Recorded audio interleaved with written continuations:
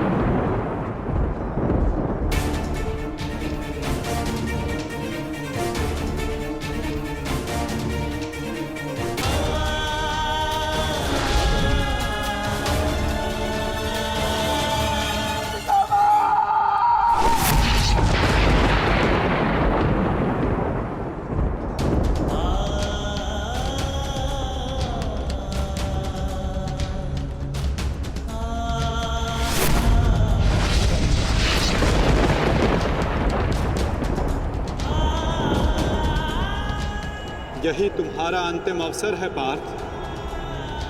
अपना अंतिम प्रहार करो। पितामह को इस पीड़ा से मुक्त करो पार्थ। प्रहार करो पार्थ। मुझे मुक्ति दो पुत्रों।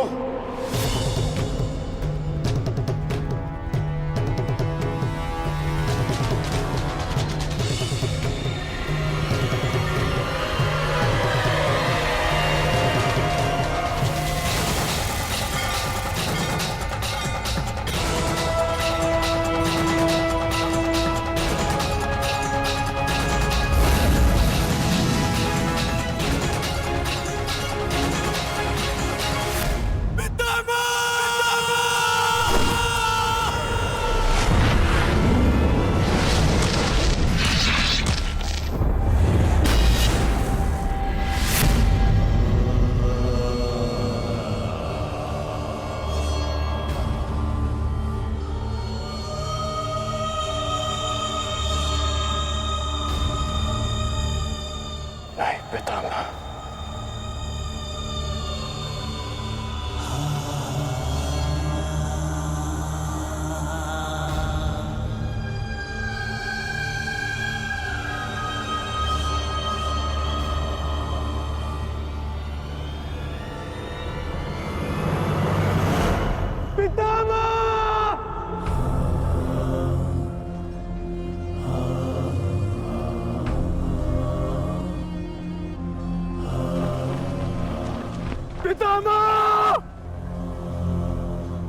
क्षत्रिया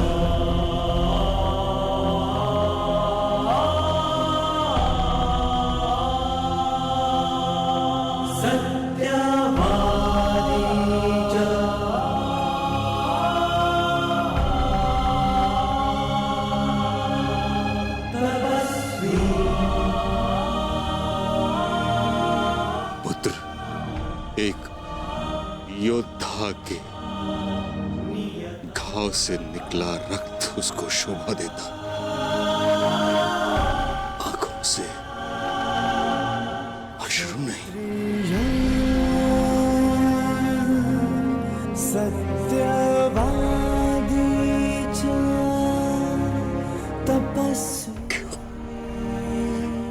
क्यों एक योद्धा का ऐसा प्रारब्ध होता है पितामह? क्षत्रिय अपनी कोमल गोद की शैया में सुलाया, आज उन्हीं पितामह को मैंने शरशैया पर लेटा दिया।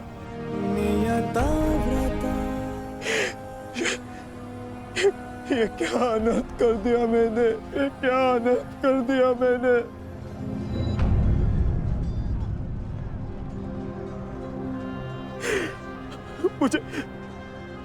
मुझे क्षमा कर दीजिए पितामह, मुझे क्षमा कर दीजिए। कर्तव्य पूर्ण करने पर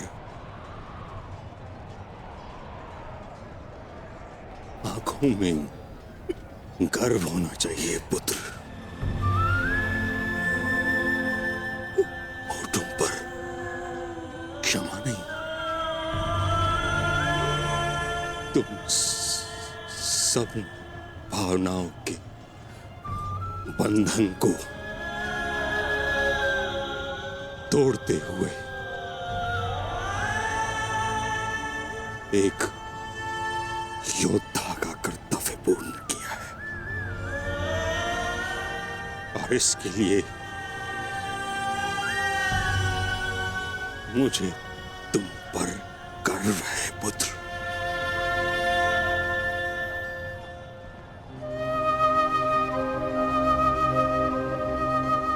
एक बात सदैव स्मरण रखना पुत्रों, परिस्थिति चाहे जो हो, सदैव धर्म का साथ देना।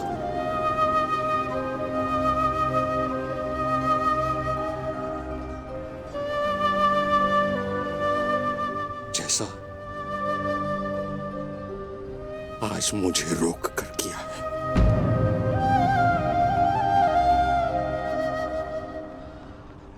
मुझे अपनी भूल समझ आ गई है माधव। मैंने सदैव अपने वचन का पालन किया है, परंतु इसी कारण अधर्म के मार्ग पर चला। जिस समय समाज को मेरी आवश्यकता थी, उस समय मैंने समाज का त्याग किया, किंतु आपने मुझे मेरी भूल का आभास कराया वासुदेव। आज मुझे लगा हर बाण मेरे हर अधर्म का परिणाम है। आज मैं अपने सभी पापों से मुक्त हो रहा हूं।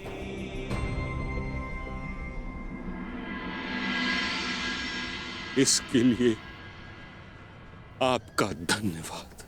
आपने अपना कर्तव्य पूर्ण किया गंगापुत्र। आपका ये बलिदान, ये त्याग आने वाली पीढ़ियों को सदैव ज्ञात करवाएगा कि परिवर्तन ही सृष्टि का नियम है और धर्म से बढ़कर कोई कर्म नहीं।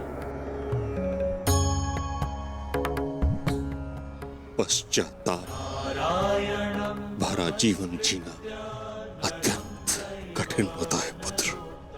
तुम्हारा तो सौभाग्य है, तुम्हारे साथ वासुदेव जैसे मार्गदर्शक हैं।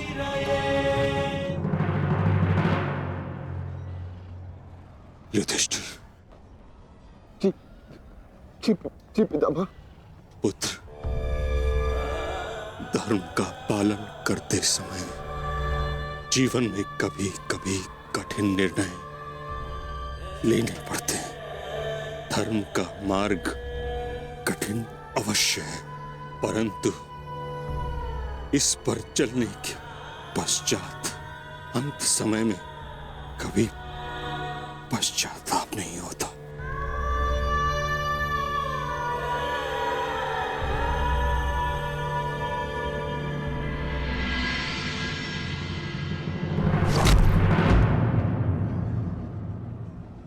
पितामह!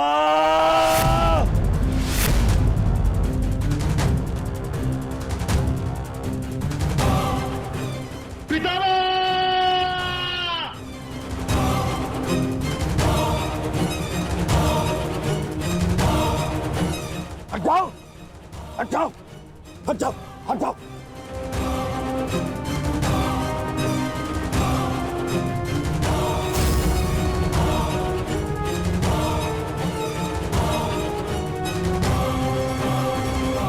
मैं ये क्या किया तुमने?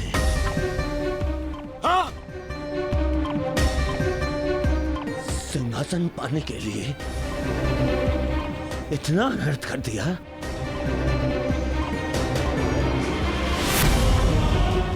नहीं, मैं प्रतिकार लूंगा। अभी इसी क्षण प्रतिकार लूंगा। दुर्योधन, आज का युद्ध समाप्त हो चुका है। अर्जुन ने वही किया जो उसके स्थान पर तुम करते।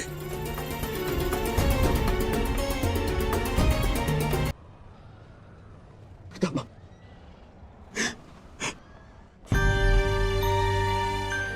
ये क्या हो गया पितामह? ये क्या हो गया? ये पितामह, आपके सिर को कोई संभल नहीं है। आपको कष्ट हो रहा होगा ना? मैं अभी तकियों का प्रबंध करवाता हूं। अरे कोई तक... दुर्योधन पुत्र, एक योद्धा के जीवन में भोग विलास का समय नहीं। जिसने शैया दी है वही मुझे तकिया भी प्रस्तुत करेगा। ऐसा संबल जो एक योद्धा के अनुकूल हो।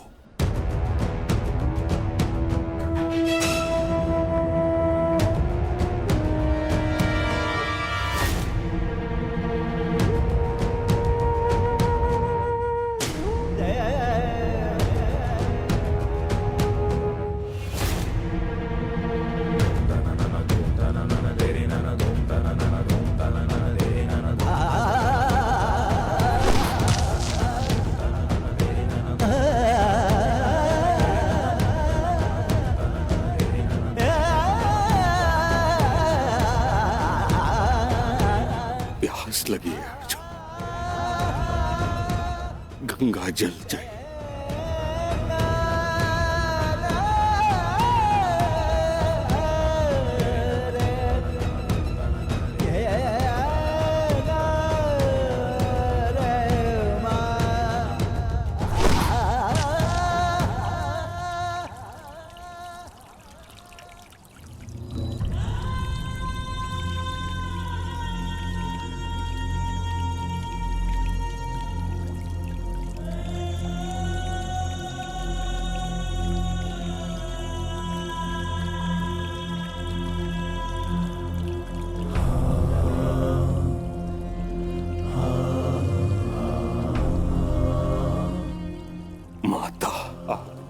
गोद में विश्राम करने का समय आ गया है।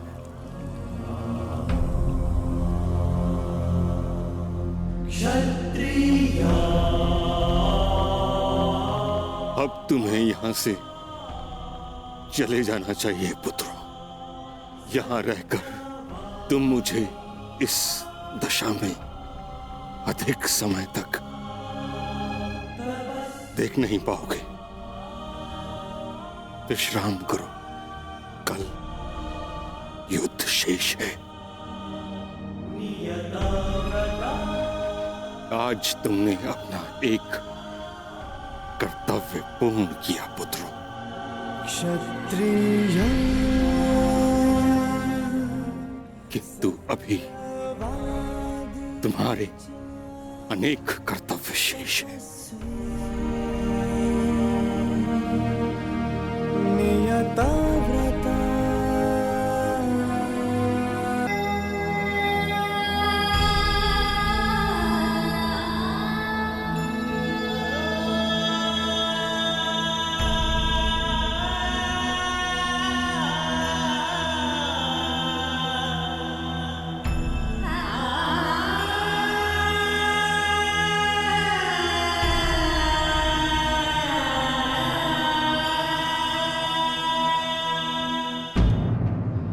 कर्ण,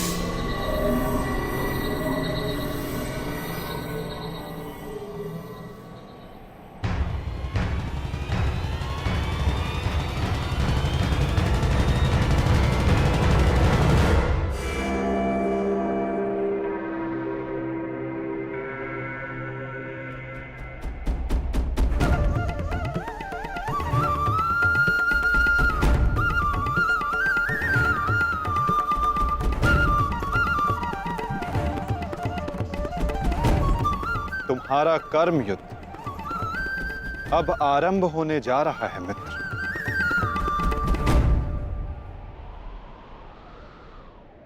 कल तुम युद्ध भूमि में प्रवेश करोगे, परंतु आज भी कोई कुरुक्षेत्र की युद्ध भूमि में है जो तुम्हारी प्रतीक्षा कर रहा है मित्र।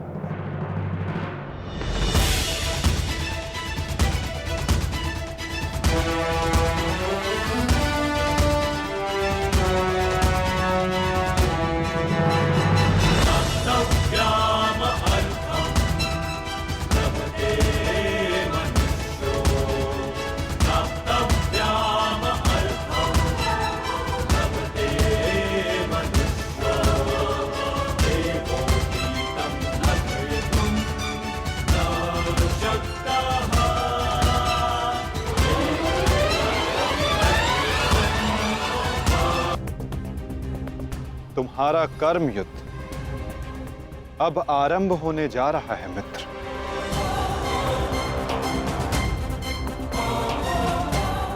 कल तुम युद्ध भूमि में प्रवेश करोगे, परंतु आज भी कोई कुरुक्षेत्र की युद्ध भूमि में है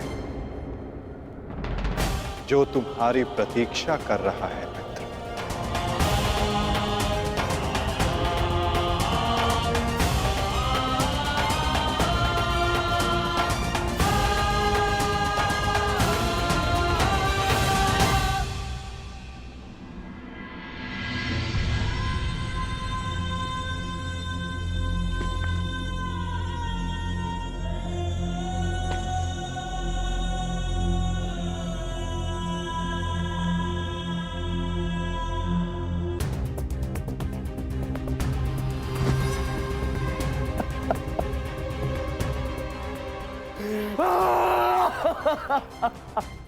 टच रे।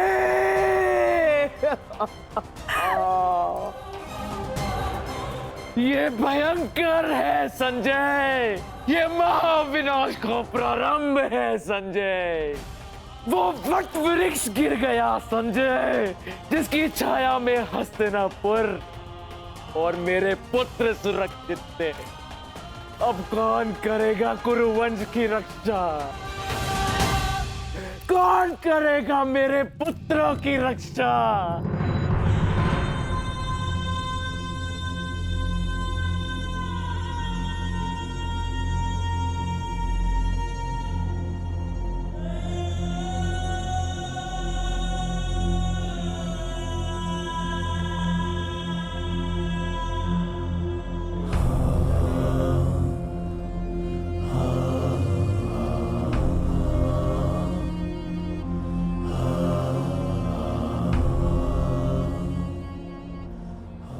कुरुक्षेत्र में तुम्हारा स्वागत है अंगराज।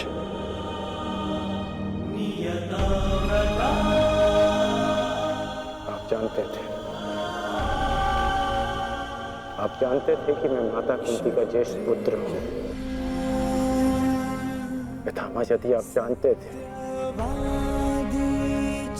फिर आपने मुझसे ये बात क्यों छिपाई? क्यों मुझे रणभूमि में नहीं आने दिया?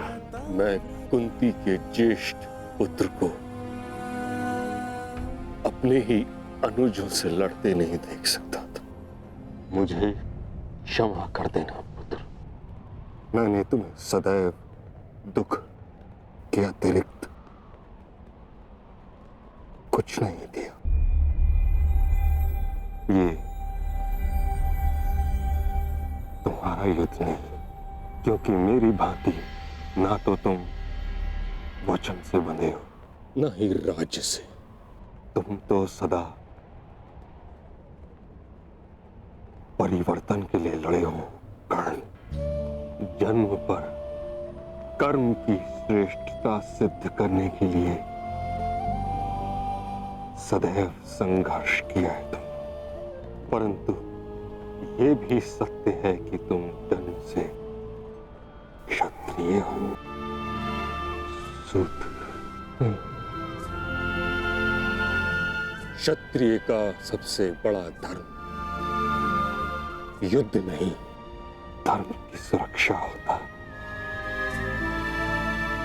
इस महायुद्ध से विलग रहो पुत्र। मैं वही कर रहा हूं जो परिवर्तन के लिए उचित है। मैंने सदैव अपना कर्तव्य पूर्ण किया है पितामह। अब आप मुझे रणभूमि में जाने से नहीं रोक सकते। आपने जो किया उस पर आपका विश्वास था। मैं जो करूंगा उस पर मेरा विश्वास है, और मेरा विश्वास है कि दुर्योधन युधिष्ठिर से कहीं अधिक सक्षम शासक है।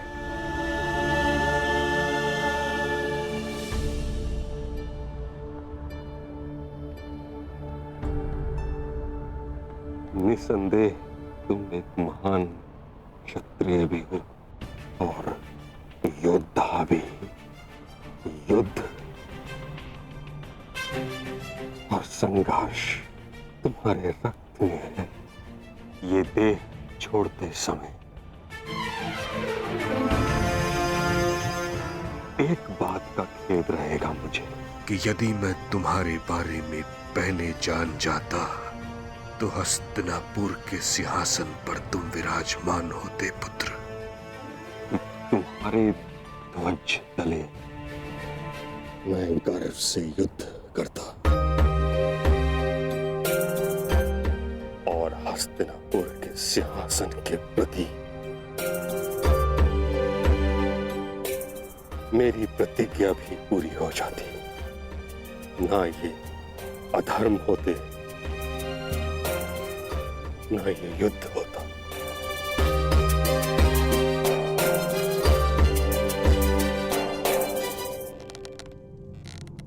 तुम्हारे पुत्र हस्तिनापुर की रक्षा बनेंगे। यही इनका कर्तव्य है और यही नियति। मेरे पुत्रों का कोई अनर्थ नहीं हो सकता। यदि कोई अनर्थ का बाण उनकी ओर आएगा तो उसे सर्वप्रथम भीष्म की ढाल का सामना करना होगा। मुझे मुक्ति दो पुत्रों।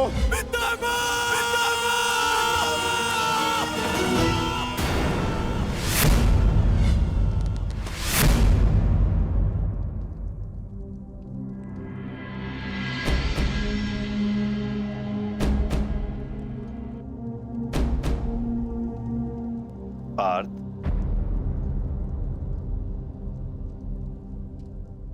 इस गांडीव ने तुम्हें क्या क्षति पहुंचाई है जो तुम अपना क्षोभ इस पर उतार रहे हो?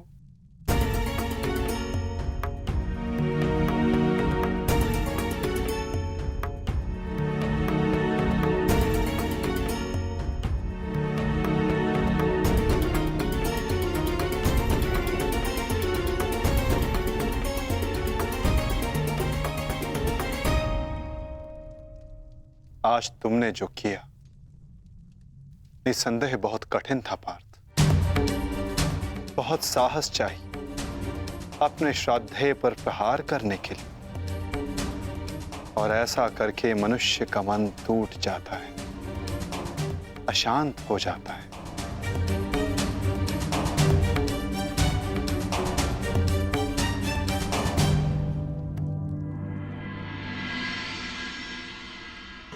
परंतु धर्म स्थापना के लिए, पाप के अंत के लिए ऐसा करना अनिवार्य था धनंजय। परंतु पार्थ, अब समय अशांत रहने का नहीं। अपने मन, अपनी शक्तियों को, अपने कौशल को एकाग्र करके केंद्रित करने का है पार्थ। तुम्हारे समक्ष अब तक वास्तविक चुनौती नहीं आई थी, परंतु अब वास्तविक चुनौती का आरंभ हुआ है पार्थ। अब तक युद्ध भूमि में जो तुम्हारे समक्ष थे वो केवल तुम्हारे प्रहारों को रोक रहे थे, परंतु अब कल जो युद्ध भूमि में तुम्हारे समक्ष होगा वो अपने सबसे घातक प्रहार तुम पर करेगा पार्थ।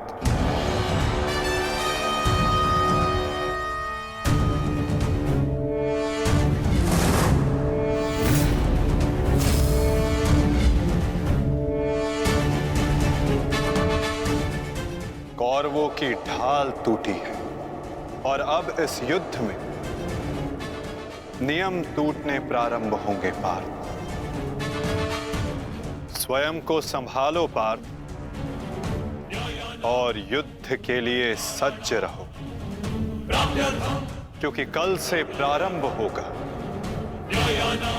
वास्तविक महाभारत।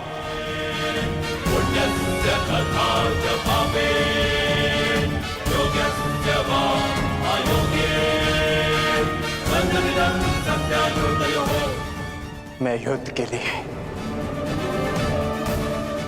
सज्ज हूं माता। यदि तुम युद्ध के लिए सज्ज हो तो कल से यह रणभूमि तुम्हारे सामर्थ्य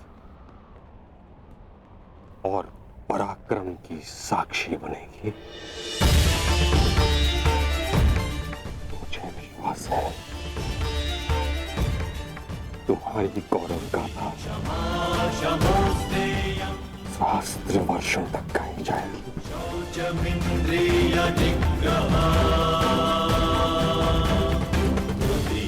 मैं आशा करूंगा कि इस युद्ध के पश्चात मैं गौरवशाली योद्धा कर्ण से भेंट कर सकूं।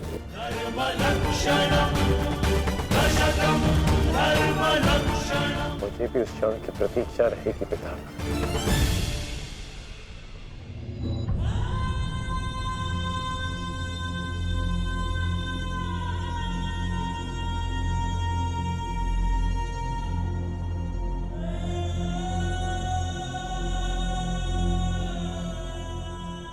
नियति का लिखा मैं नहीं बदल पाया कुंती। वर्षों जिस द्वंद्व को मैं और तुम रोकते रहे, कल से वह प्रारंभ होगा। कल तुम्हारे दोनों पुत्र रणभूमि में एक दूसरे के विपक्ष में खड़े होंगे, एक दूसरे के रक्त के प्यास।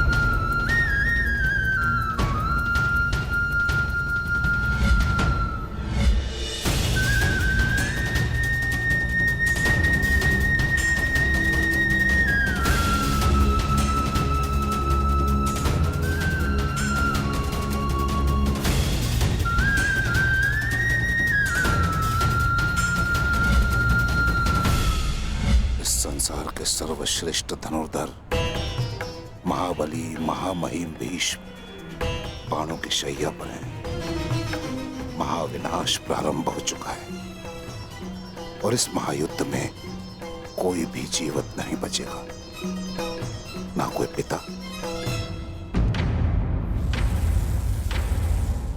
और ना ही पुत्र।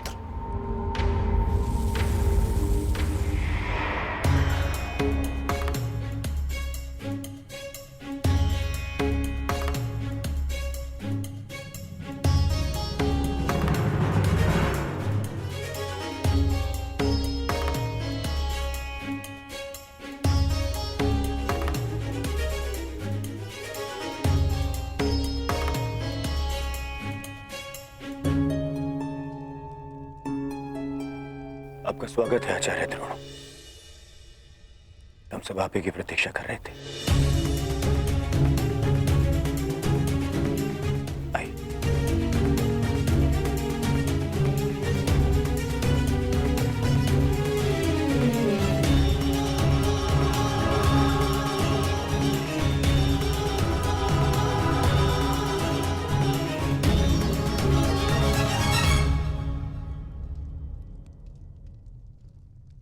मेरी मंत्रणा स्मरण है न मेरे होने वाले सम्राट?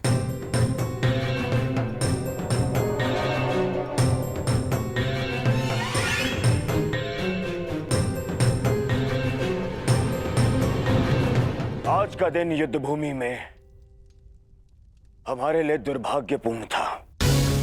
हमारे प्रमुख सेनापति महामहिम पितामह भीष्म शत्रुओं द्वारा रणभूमि से बाहर कर दिए गए और यह सब संभव हुआ है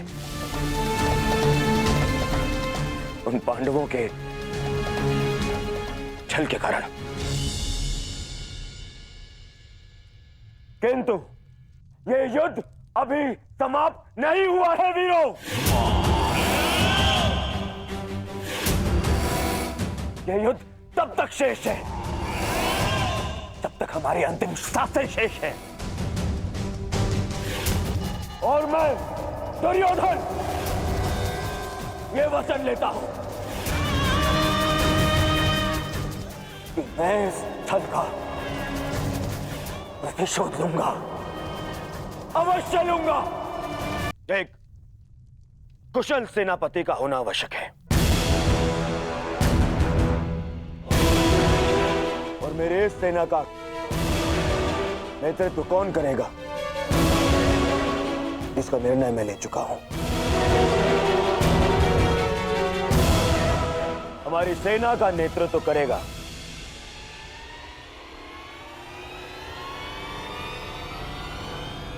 मेरा मित्र अंगराज कर्ण।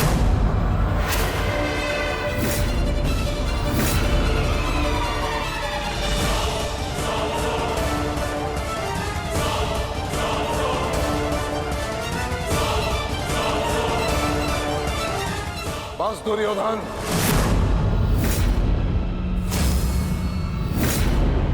ये मेरा अपमान है और यह मत भूलो कि मैं तुम्हारा गुरुदेव हूं और मैं अपने इस अपमान को कदापि सहन नहीं करूंगा। स्मरण रहे।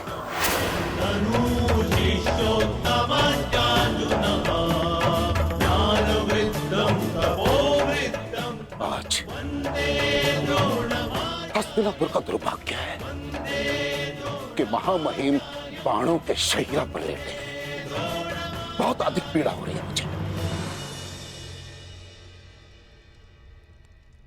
मुझे हस्तिनापुर लाया गया महामहिम द्वारा और किसी का द्वारा नहीं। और यदि महामहिम ने इस सूत पुत्र को अपने सेना में भाग लेने नहीं दिया तो मैं इस सूत पुत्र के अधीन रहकर इसके नेतृत्व में युद्ध कैसे कर सकता हूं। इसी कारण मैंने निर्णय लिया है कि मैं और अश्वत्थामा आज अभी और इस क्षण से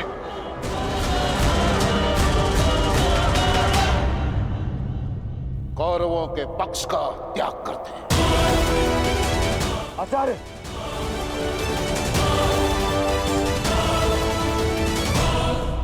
क्षमा करें पिताश्री, किंतु कर्ण के अधीन रहकर मुझे युद्ध लड़ना है या नहीं, यह निर्णय आपका नहीं, मेरा।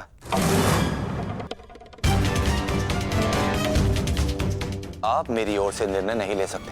बस अपने पिता और आचार्य से विवाद करने की अनुमति ना तो धर्म देता है और ना ही तुम्हारे भीतर का योद्धा।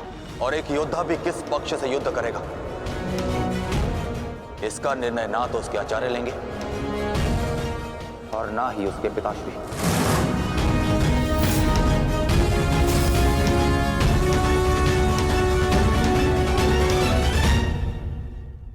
मेरे आदेश की अवहेलना करने का तो साहस कभी मत करना अश्वत्थामा।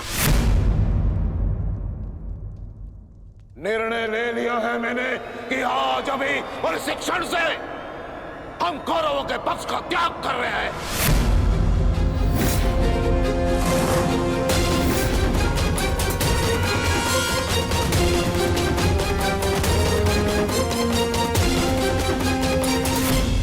मैंने कि आज अभी और इस क्षण से हम कौरवों के पक्ष का त्याग कर रहे हैं।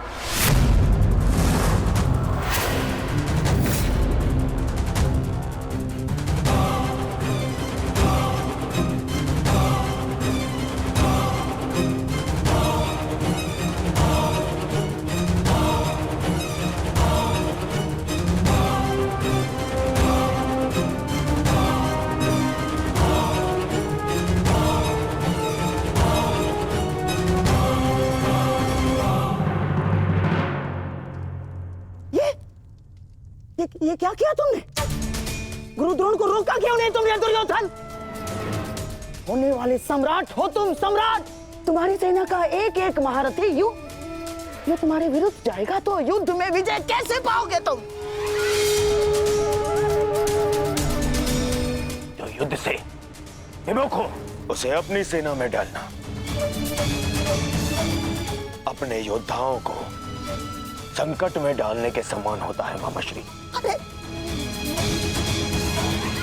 क्या करता मैं और क्या करूं? उन्हें बंधन में बांध कर रख लूं या फिर विरोध करने पर बंदी बनाकर रख लूं? आप जानते हैं यह संभव नहीं है, किंतु मैं जानता हूं कि मैं जो कर रहा हूं उचित कर रहा हूं। उचित नहीं कर रहे हो तुम।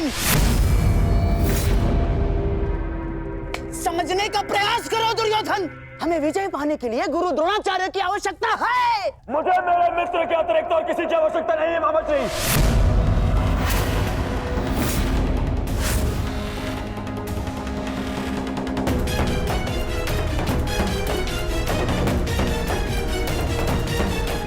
आओ सेनापति कर्ण, तुम्हारा स्वागत है। बताओ हम सबको कल के लिए हमारी क्या व्यू रचना रहेगी? मित्र, गांधार नरेश उचित कह रहे हैं। इस युद्ध को जीतने के लिए हमें गुरु द्रोण की आवश्यकता है। समझाओ इसे, समझाओ इसे। व्यू रचने में उनसे अधिक श्रेष्ठ और कोई नहीं, और पितामह के पश्चात केवल गुरु द्रोण हैं जो सभी पांडवों की दुर्बलता जानते हैं। इसलिए उनका हमारे पक्ष में होना बहुत आवश्यक है मित्र, और मैं तुम्हारी सुरक्षा के लिए सदैव तत्पर रहूंगा मित्र, ये मेरा वचन है। परंतु कर्ण, अब क्या किया जाए? गुरु द्रोण को कैसे मनाया जाएगा युद्ध के लिए?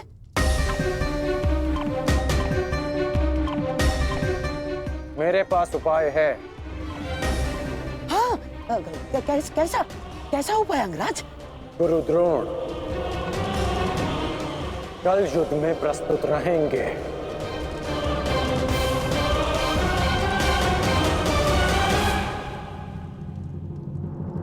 पिताश्री, आप चाहते हैं ना कि मैं युद्ध भूमि में ना जाऊं, तो ठीक है। यदि मैं रणभूमि में नहीं जा सकता तो अभी इसी क्षण पांडवों के शिविर में जाके सबका वध कर दूंगा, परंतु युवराज दुर्योधन की सहायता जरूर करूंगा, चाहे इसके लिए मुझे अपने प्राण भी क्यों ना गंवाने पड़े। अश्वत्थामा,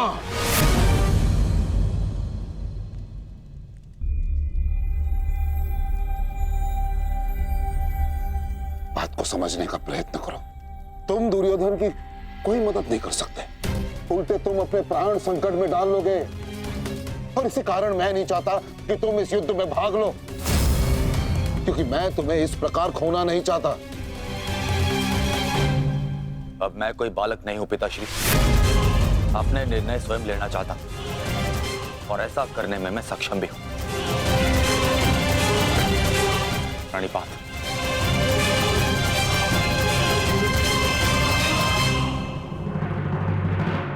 अब तक तो पितामह कौरव की रक्षा करते आए हैं, परंतु अब कौरव की ढाल शेष नहीं। मैं विकोदर भीम उन पापियों का नाश करना आरंभ कर दूंगा। कौरव का नाश करने की प्रतिज्ञा पूर्ण करने का अब समय आ गया है। हाँ भ्राताश्री, जिसकी प्रतीक्षा थी वो समय आ गया। सूर्य उदय होते ही हम सभी इस युद्ध की समाप्ति का आरंभ करेंगे।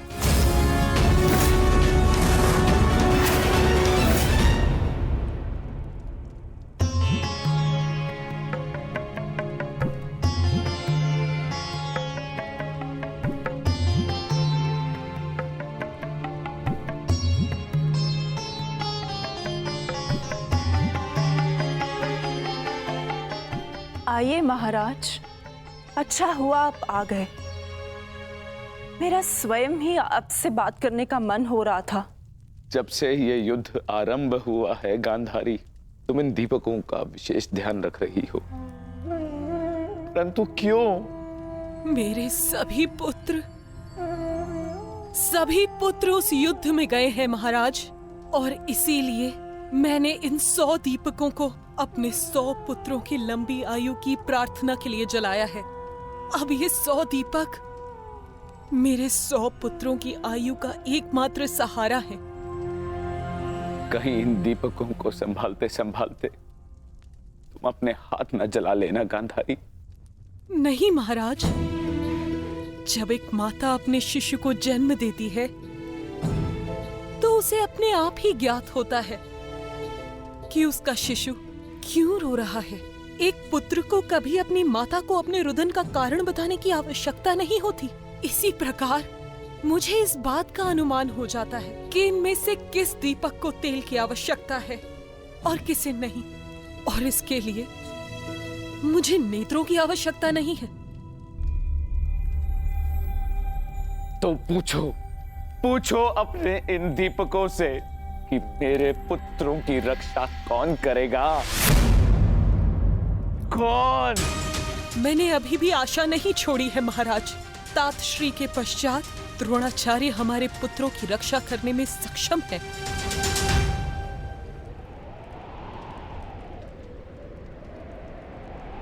गुरु द्रोण बाहर आइए, शीघ्र बाहर आइए।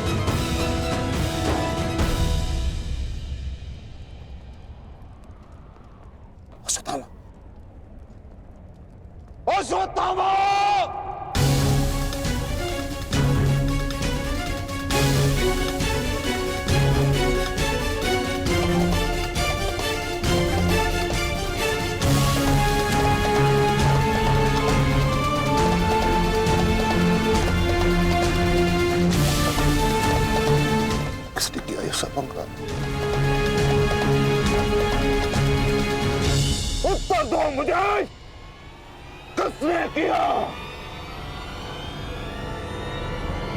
पांडव,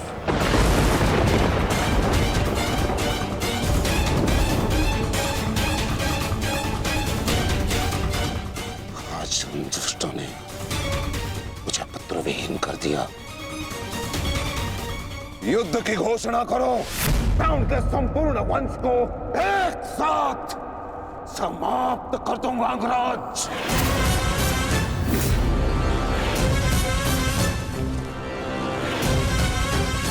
अपने पुत्र के हथियारों से मैं प्रतिशोध लूंगा, प्रतिशोध लूंगा। मैं पांडवों का अंत कर दूंगा, समूल नष्ट कर दूंगा उन्हें।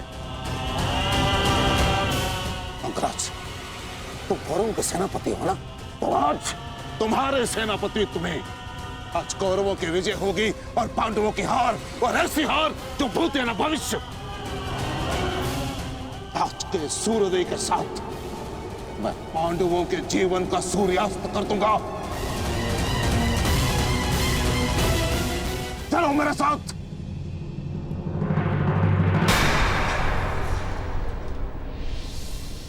अब किस बात की प्रतीक्षा है अंगराज? सूर्योदय होने वाला है, चलो मेरे साथ। परंतु आप तो एक सूत पुत्र के अधीन युद्ध में भाग नहीं लेना चाहते थे आचार्य।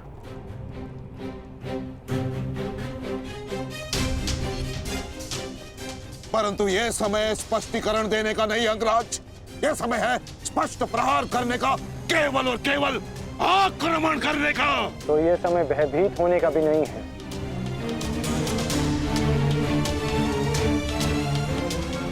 घुमा फिरा के बातें मत करो अंगराज, जो कहना है स्पष्ट रूप से कहो। कहना क्या चाहते हो तुम? सत्य कहना चाहता हूं आचार्य। आपने ये युद्ध मेरे सूत पुत्र होने के कारण नहीं छोड़ा था।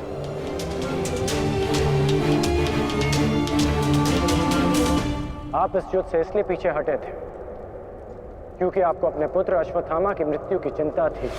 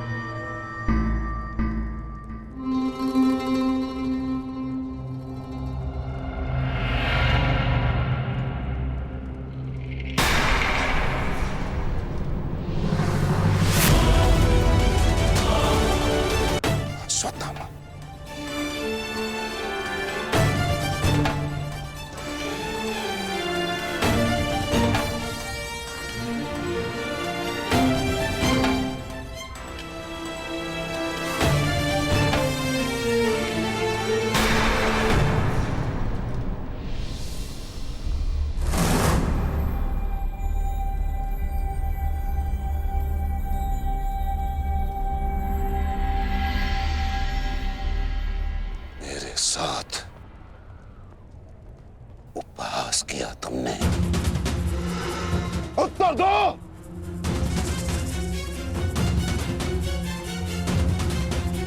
मैं क्षमा चाहता हूं आचार्य, परंतु मैंने ये सब आपका उपहास उड़ाने के लिए नहीं, आपको सत्य का आभास कराने के लिए किया है।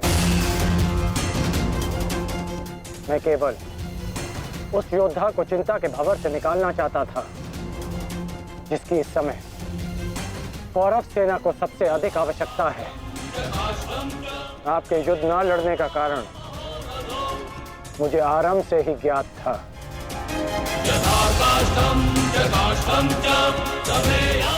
पुत्र खो देने की पीड़ा से मैं भली भांति अवगत हूं,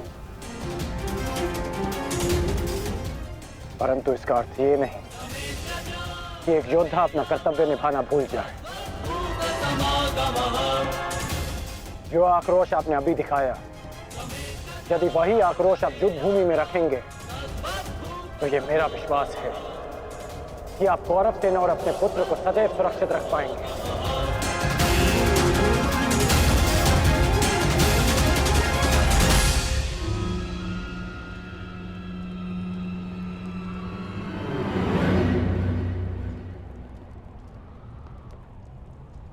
मुझे क्षमा कर दो दुर्योधन। मैं पुत्र मोह और कर्तव्य के मध्य उलझ गया था, बहुत कुछ भूल गया था। क्षमा कर दो मुझे।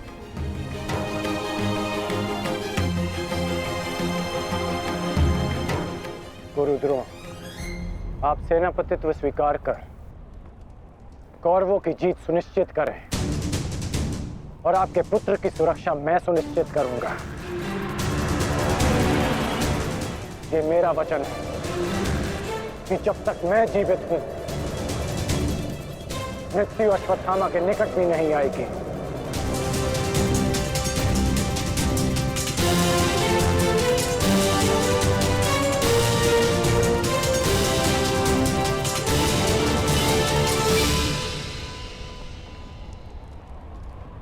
आपको इस प्रकार कष्ट देने के लिए मैं आपसे क्षमा चाहता हूं पिताश्री, किंतु आपका पुत्र और एक शिष्य होने के नाते मैं आपको अपयश का भागी होने से बचाना चाहता हूं। पिताश्री, मैं आपसे एक वचन मांगना चाहता हूं कि जिस क्षण आप रणभूमि में उतरेंगे उसी क्षण आप अपने हृदय से मेरे प्रति पुत्र मोह को त्याग दें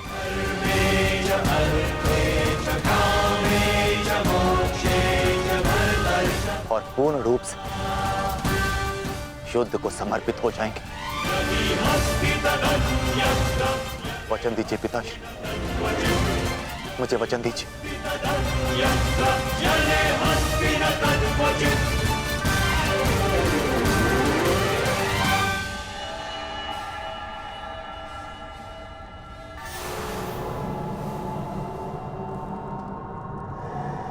मैं वचन देता हूं।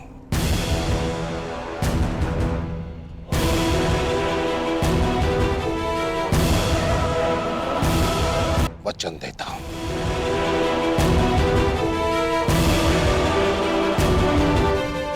सूर्योदय होने वाला है, आओ युद्ध की तैयारियां करें। मुझे गर्व है कि मैं सेनापति द्रोणाचार्य के ध्वज के नीचे युद्ध करूंगा।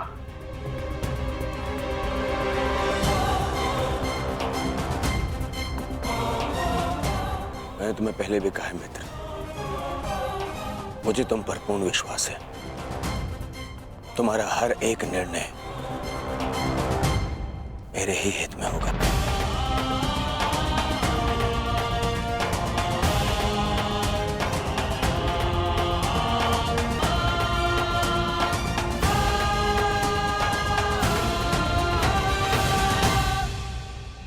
अद्भुत अंगराज, अद्भुत।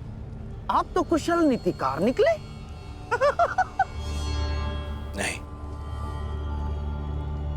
मेरा मित्र नीतिकार नहीं है, वो तो एक कुशल संचालक है, एक कुशल सेनापति है।